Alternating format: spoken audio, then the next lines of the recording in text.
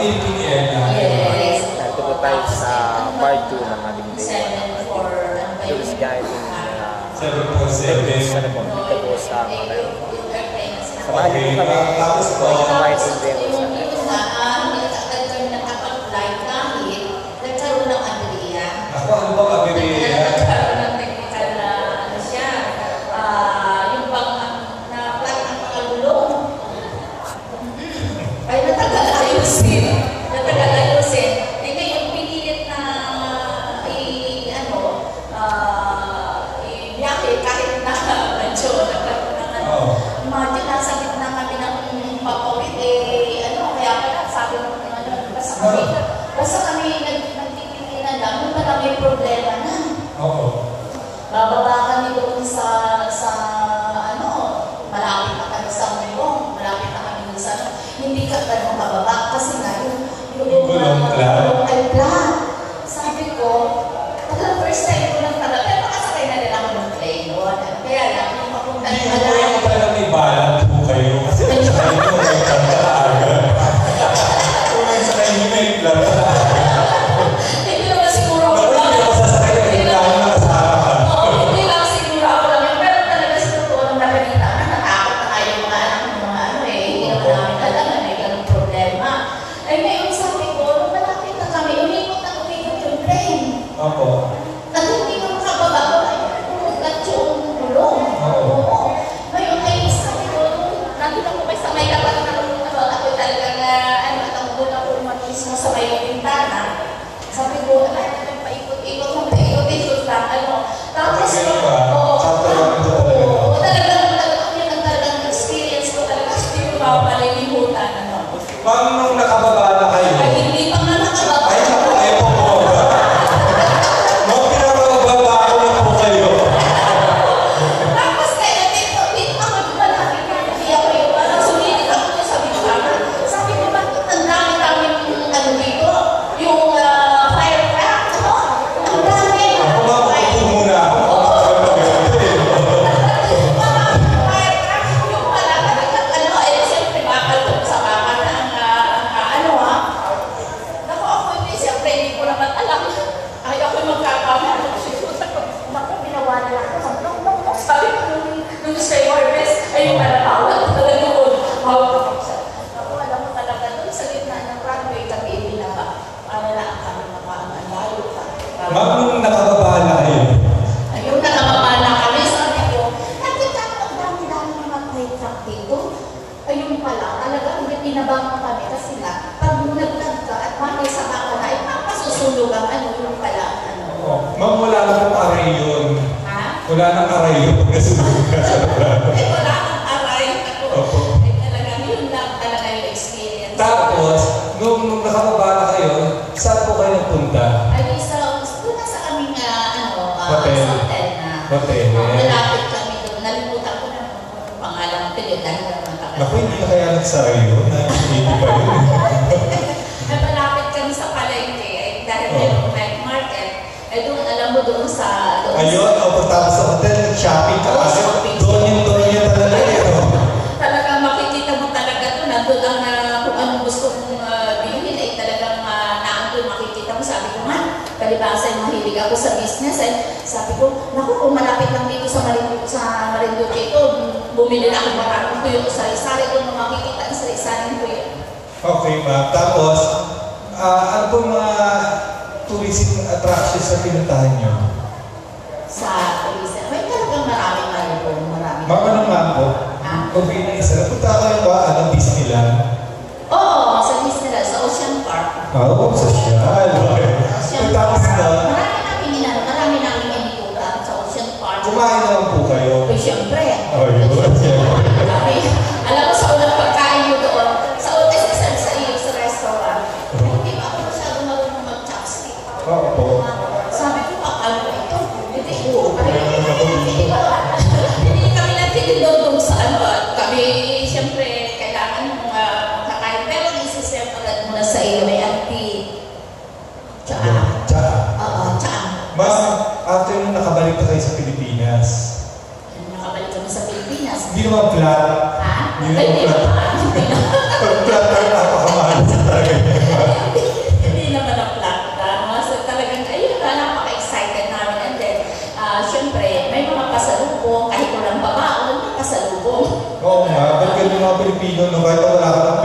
pasalubong talaga. Kasi iniisip mo sasalubong sa iyo eh. Sabi ko, pasalubong lang naman namin. Kahit Naku, sa barangay naman kasi sumalubong sa inyo eh.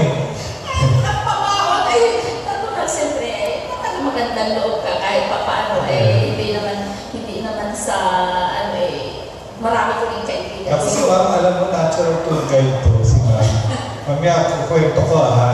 Tapos after ng pasalubong, okay na, di ba? Oo, okay na. Masaya na sila. Basta kahit kunti lang. Ang mura-mura naman ng mga yung mga relos, yung mga nasa bilao lang, dito sa atin, nakakain pa yung nakalagay pa sa buko niya. Pero sa doon, talagang makikita mo sa palengke. Naku ma'am, magbibigay po ako ng isang oras ba para mamaya magkwento tayo. Mamaya kasi parang hanggang alas 5 lang ako eh. So thank you ma'am ha. Ang sarap-sarap kwento ni Ma'am Chris. Palapakan naman natin. Thank you ma'am. Okay. Ma'am, okay na. Layo mo na yung mic. Tago ko na. Okay. Alam niyo, nakakatawa yung kwento ni Ma'am Christy. Pero sa mga nagtutulisin, chapters 1 and 2 yun. Oh. Chapters 1 and 2 yun. Okay, pakinggan niyo na yung kwento niya, chapters 1 and 2. Let's start. Okay. Yan po ang conceptual framework ng tourism experience. Yan po ang pillars ng tourism. Okay. Simulan natin. Sabi ni Ma'am, excited na excited siya. Okay. Bumili sila ng ticket. Okay. At bumili sila ng ticket at nagpagawa ng passport sa travel agency. Yan po ang isang pillar ng turismo. Okay. Ngayon, anong pinagkaiba ng tour operator sa travel agency? Anong pinagkaiba? Sige nga, balikan natin mga tourism management. Anong pinagkaiba ng tour operator sa travel agency? Okay. Naku ma'am, sabi mo, okay. May pinagkaiba. O ito na, pakinggan nyo para mapabilis tayo. Okay. Tour operator, o parang sino na nagyoyosi dito? Taas sa kamay. Okay. Ang tour operator, siya yung gumagawa ng package. Pinakausap niya. Sabi niya gano'n, uy, bigyan mo naman ako ng discount, gagawa ako ng package, papuntang Hong Kong, saka China. Okay? Tapos, bigyan mo ako ng package. Ngayon, bulto yun. Ang tingi, si travel agency. Okay? Pag-bulk, tour operator. Okay? Pag-tingi, travel agency. So, bebenta ko kay travel agency. Paano kumikita sa travel agency? Okay? Bebenta ko, sabi ng tour operator, bebenta ko sa itong package na to, $100, benta ko ng 120. Kumita ba si travel agency? Yes or no? Yes. Ayun. So, dalawang pillars kagad. Tour operator, travel agency. Ngayon, sabi ni ma'am, sumakay daw siya ng Philippine Airlines way back 1980s, no? Tapos, yan po, Philippine Airlines yan, airline industry is part of what? Of the transportation. Tatlo lang naman yan na tipo. Okay, sasakyan, panghimpapawid, okay, land, and water. Matakot ka na kung may pang-apat. Diyan ang langit ngayon. Okay, so, tatlo lang yan. Okay? Tapos, sabi ni ma'am, nag-hotel ka agad daw siya. Hindi yung nakatiis ka agad, nag-shopping ka agad, pero nag-hotel muna siya. Okay? Nag-hotel muna siya at kumain. Siyempre, magugutom ka. Ito po ang accommodation and F&B. Yan po ang pillar. Okay? Next, okay? Bumili ng souvenirs. Okay, napagtawaran doon sa night market. Ang tawaran sa night market po ay hindi, by calculator. Okay? Tapos kung iniwan mo, hilahin ka talaga ng mga taga Hong Kong. So tourism attraction ang punta sa Disneyland. Okay? Nung unang punta ko ng Disneyland, 30 plus na ako eh. Pero reaction ko, ganun pa rin, tumatalon-talon pa rin ako eh. Okay? Disneyland. Okay? Mamaya ako kwento ko, no? Nag-tour guide ako, nag-escort ako, no? Pag kasama ko mga estudyante ko, 50. Mamaya, tumalikod ako. Pagkita ako, gano'n, wala nang mga estudyante. Kung saan, naiiyak na ako, mamaya ako kwento ko. Okay, so, this one, tourism attraction. Si ma'am, nagpagawa ng passport at hindi gumawa ng krimen nandun sa Hong Kong. Sakop siya na government.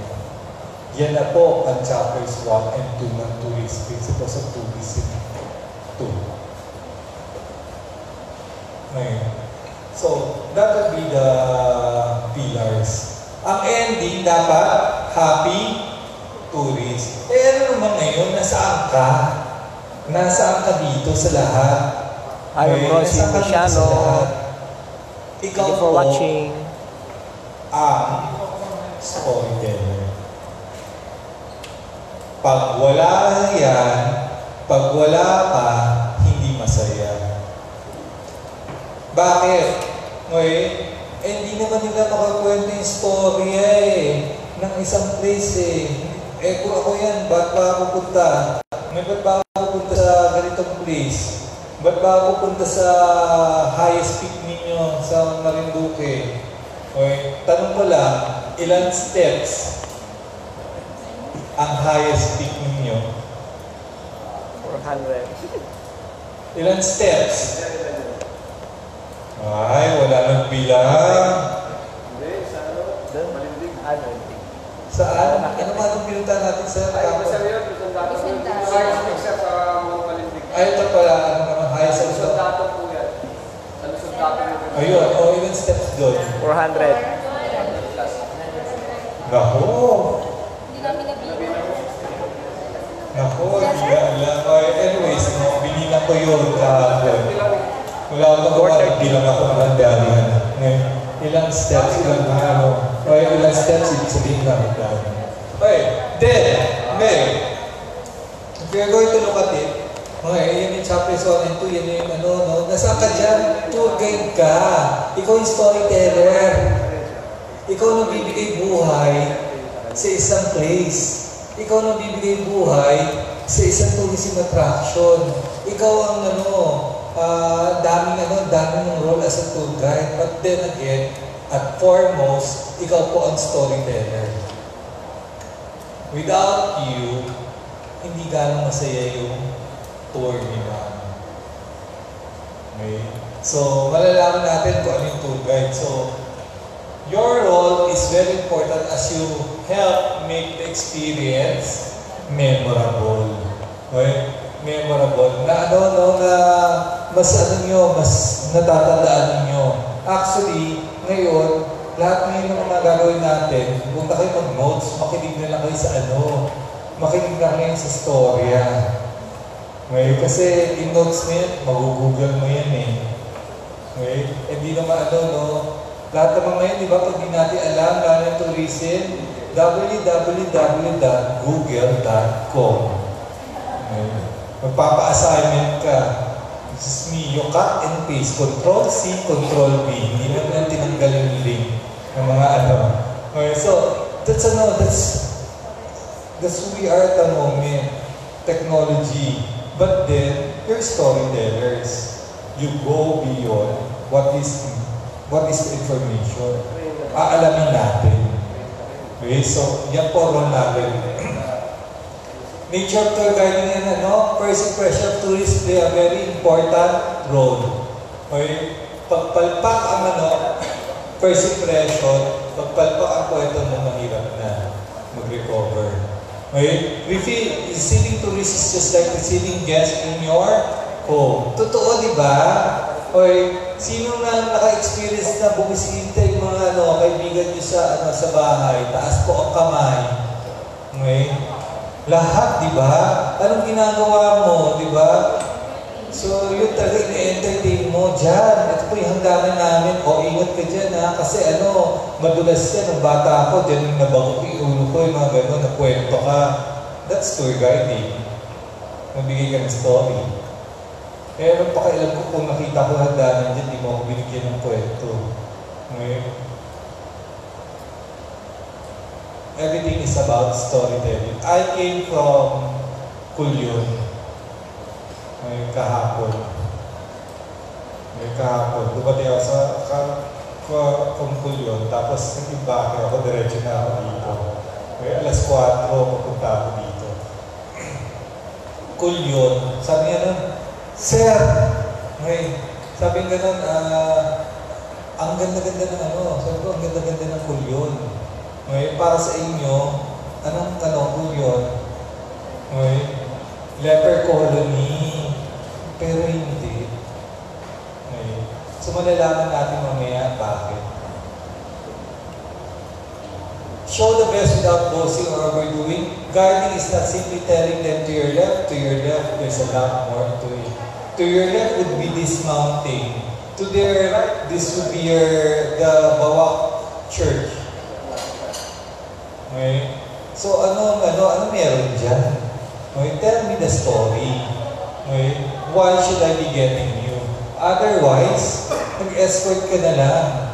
Otherwise, wala sinamahan mo lang siya. Bigay mo yung storya. Kasi people loves story. Tama ho ba?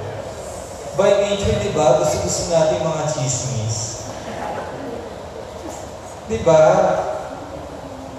Pero, hindi natin alam na through the stories, na ipasa-pasa po ang culture natin. Through the stories, na ipasa-pasa po ang mga kagawian natin, tradisyon natin. Okay? Diba? Kayo rin may kwento, diba? Kwento nga ni Lola, ganito eh. Paano gumawa ng adobo? Iba adobo mo. Kasi kwento ni Lola, ito yung ginagawa. Storytelling po tayo. Okay? Ang mga dati naman, wala namang computer eh. Wala namang Microsoft Word o kaya pages ng Mac eh. Ang ginagawa, storytelling. Tama ho ba? Alam mo ba yung kwento ng lolo mo? Storytelling. And, nare-remember mo. Diba? What was your most memorable kwento ng lolo mo, sir? What was your most memorable? Okay? So, may ikukwento yun ng nanay, tatay mo. What was the most memorable? Ano pa yung mga yung kanang natin, storytelling. Okay? So pag binigyan mo ako ng hagdanan dyan, walang relevance sa akin yan. Pero pag binigyan mo ako ng story tungkol sa hagdanan na yan, yun, kakaroon ng relevance. Okay? So, doon, nare-remember natin. Okay, actually, ang PowerPoint parang lang yun ngayon parang guide na lang yan. Okay, pag titignan mo, wala nang silbi pa sa atin, no? Ang rule ko nga sa mga estudyante ko, 6x6x6. Okay, pag nag-report ka, 6 slides. Okay, 6 lines, 6 words per line. Yun ang goal ko. Okay, pero ngayon, kasi kayo ang bida, hindi naman ang PowerPoint eh. O diba, ang ginagawa ngayon, diba, pag binasa yan, di sana nag-misa na lang tayo, parang misalet lang naman yan, digital misalet. Okay, but then, papakinggan nyo yung kwento. Okay. So, tour guide is an individual who either as an employee or affiliate of a duly licensed travel and tour agency guide tourists, both foreign and domestic, for a fee, commission, or any lawful form of remuneration. So that's a tour guide. Tapos ko na gumawa ng libro, susunod kaya ulit ako. Okay, so that's a tour guide, no? Pag binayaran ka, nag-work ka sa travel agency, nag-work ka as ano, okay? So whether freelance ka, that will be a tour guide. Okay. What's the average na kinikita ngayon ng isang tour guide? Okay? Sa Palawan, Puerto Princesa.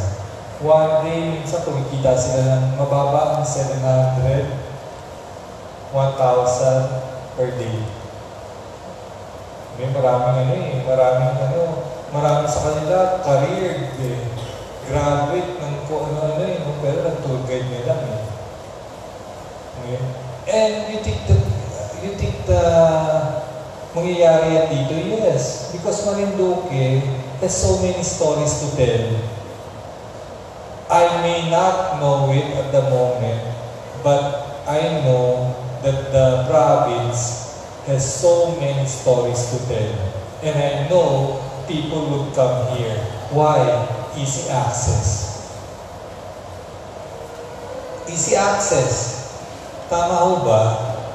Okay. Ibig na mag-aeroplano pa ako, land trip lang ako, masasakay lang ako ng jackliner. Tapos pagkababa ako, Marinduque na. Okay? Ang dami. Pagkita ko dito, ang ganda ng Bawak Church na napuntahan ko. So, ang ganda-ganda. Ang dami mga points of interest. But then, kailangan ko na storyteller. Kailangan ko ng storyteller. Okay ba, Lucky?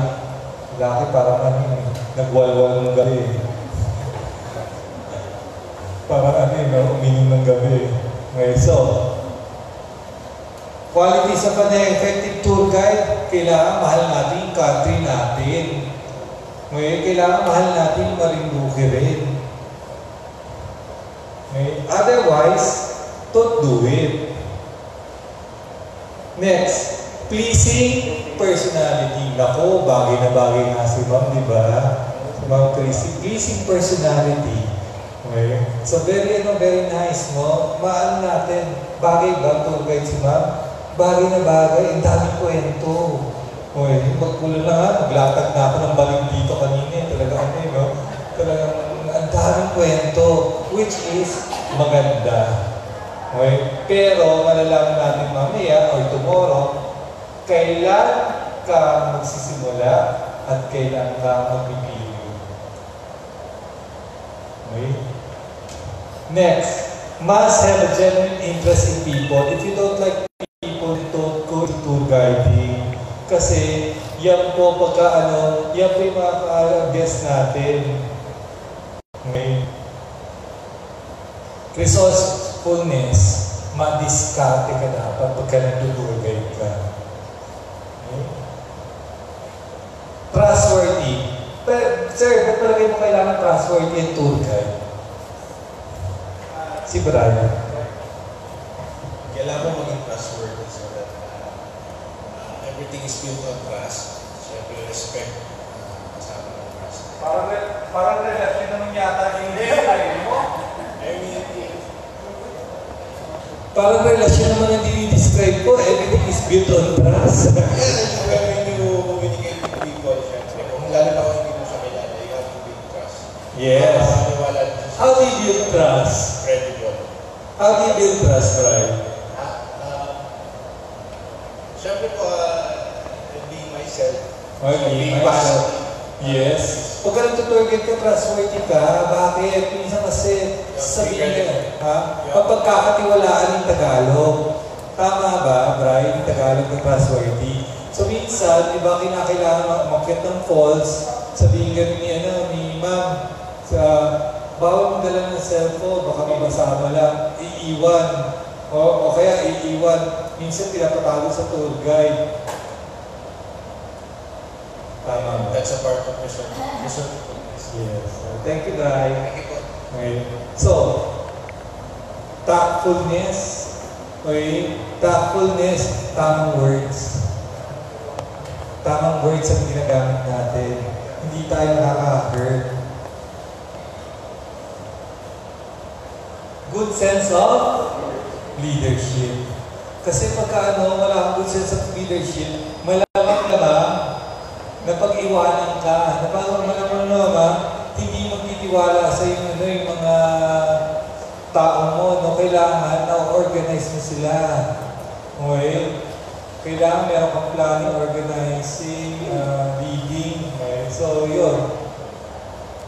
So, good sense of leadership, meaning dapat alam nila na ikaw ang leader, ikaw ang alpha sa grupo.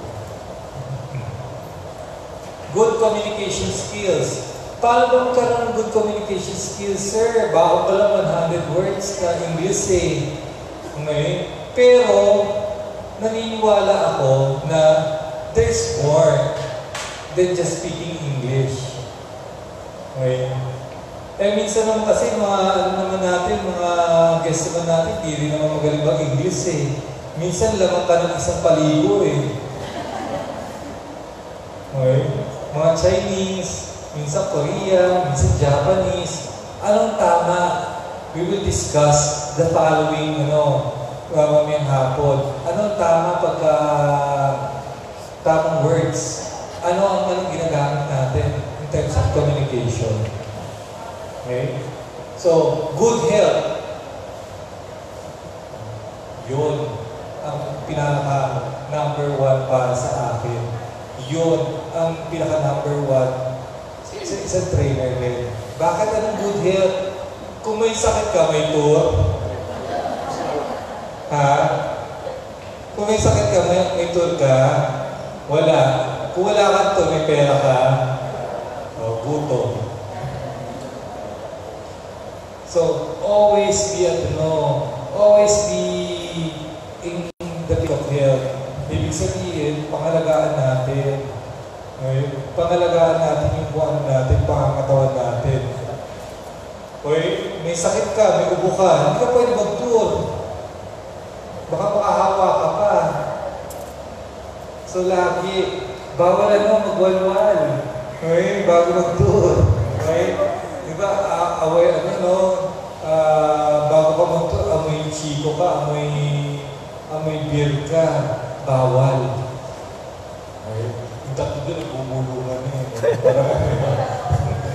Parang may pinanggalingan kayo Parang nagwalwal kayo ng gabi May hangover kayo Mukhang hindi naman malayo Mukhang hangover ang yung tumigil sa inyo Anyways, no? So very important is good health tayo.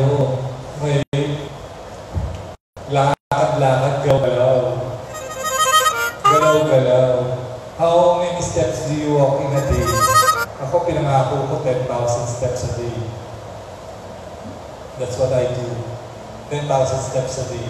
So,